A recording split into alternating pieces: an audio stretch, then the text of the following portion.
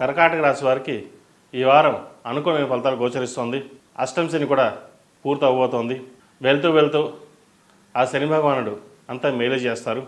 కోరుకున్న ఉద్యోగం, అలాగే ముఖ్యంగా ప్రభుత్వ సంస్థలో ఉన్నవారికి ప్రభుత్వ పరంగా రావాల్సిన ఇంక్రిమెంట్లు కానీ ప్రమోషన్లు కానీ వచ్చే అవకాశం గోచరిస్తోంది.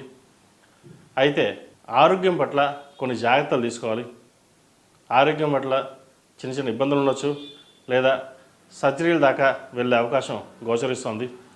ఇటువంటి వ్యవహారాల్లో డాక్టర్ సలహాలు సూచనలు తీసుకుని ముందుకెళ్ళడం అనేది చెప్పదగిన విషయం. అలాగే ఉద్యోగం పరంగా, వ్యాపార పరంగా అనుకూలమైన పరిస్థితి గోచరిస్తోంది.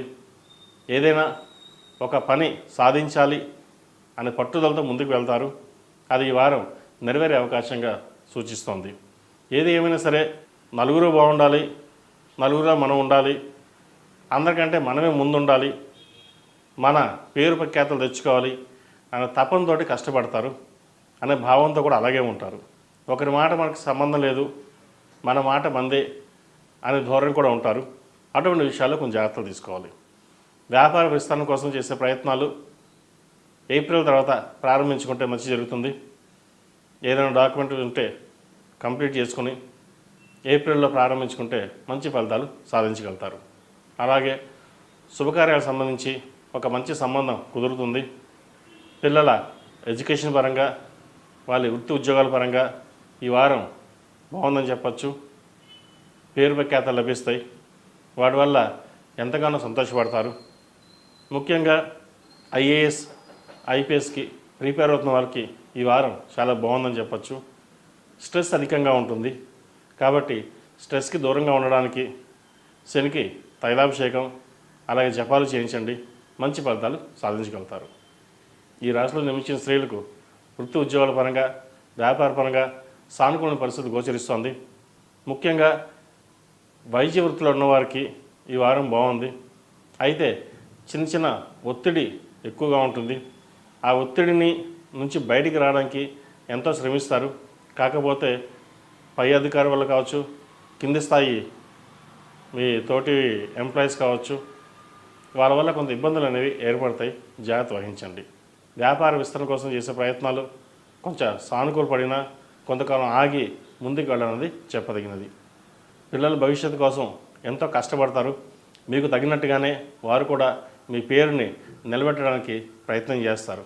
మొత్తం మీద ఈ రాశి వారికి పిల్లల విషయంలో చాలా బాగుందని చెప్పచ్చు. కొద్ది ఆరోగ్య సమస్యలు ఉన్నప్పటికీ ఎడ్యుకేషన్ పరంగా, కెరియర్ పరంగా వీరికి బాగుంటుంది.